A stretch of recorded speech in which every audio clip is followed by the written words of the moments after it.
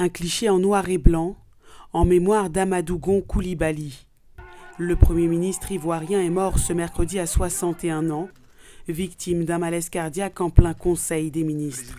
Le président Alassane Ouattara, à l'origine de cette photo, a rendu un vibrant hommage à ce fils qui devait lui succéder à l'élection présidentielle prévue le 31 octobre prochain.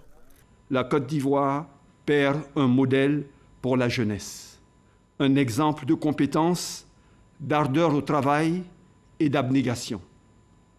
Que son âme repose en paix. Sa disparition soudaine plonge la Côte d'Ivoire dans le deuil et remet à l'ordre du jour cette question. Alassane Ouattara sera-t-il candidat à un troisième mandat?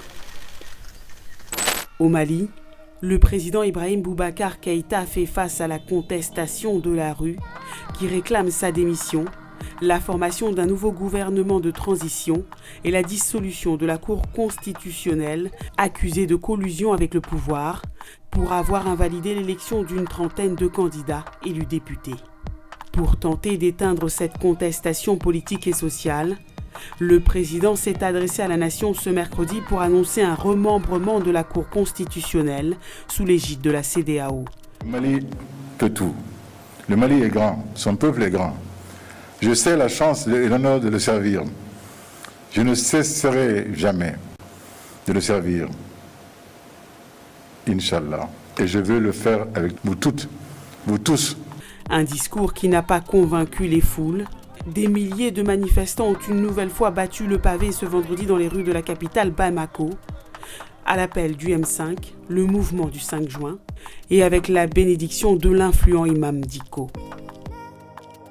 Plus de 500 000 cas de Covid-19 ont été recensés sur tout le continent africain, dont 200 000 en Afrique du Sud, épicentre de la pandémie, selon les chiffres publiés par l'OMS cette semaine. L'Algérie, l'Égypte, le Ghana, le Nigeria font également partie des pays les plus touchés. Mais contrairement à l'Europe, au continent américain ou encore à l'Asie, l'Afrique semble jusqu'ici épargnée par une catastrophe annoncée. La mortalité y reste faible, avec moins de 12 000 décès recensés au total. Voici la nouvelle photo de famille du gouvernement français. 31 membres, 17 femmes et 14 hommes. À leur tête, Jean Castex, nouveau Premier ministre à la place d'Édouard Philippe. Absente de taille, la franco-sénégalaise Sipet Diaye ne fait plus partie de ce gouvernement. Elle quitte son poste de porte-parole pour raisons personnelles, dit-elle. Parmi les nouveaux ministres, une franco-capverdienne, Elisabeth Moreno, nommée ministre déléguée en charge de l'égalité femmes-hommes, de la diversité et de l'égalité des chances. L'avocat pénaliste Éric Dupond-Moretti, nommé ministre de la Justice. Connu en Afrique pour avoir défendu plusieurs opposants, Moïse Katumbi en RDC, Maurice Kamto au Cameroun, ou encore le général Jean-Marie Michel Mokoko au Congo-Brazzaville. Le ténor du barreau de Paris est également l'avocat du roi du Maroc, Mohamed VI. I have decided in 2020 to run for president. Rappeur, homme d'affaires et pourquoi pas président des États-Unis.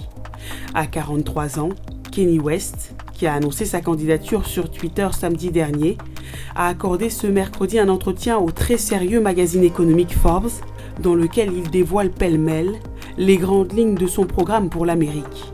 Anti-vaccin, anti-avortement et opposé à la peine de mort, l'époux de Kim Kardashian veut octroyer une parcelle de terre à chaque Afro-Américain. Croyant, il plaide pour le retour de la prière à l'école. Sur le plan sanitaire, il compte s'attaquer aux produits chimiques présents dans les déodorants et les dentifrices. Kanye West a aussi un nom pour son parti, baptisé Birthday Party, comprenez jour de renaissance, et une référence pour sa présidence, le modèle Wakanda, mis en scène dans le film Black Panther de Ryan Coogler. Quant à son slogan de campagne, il tient en 3 lettres, Yes.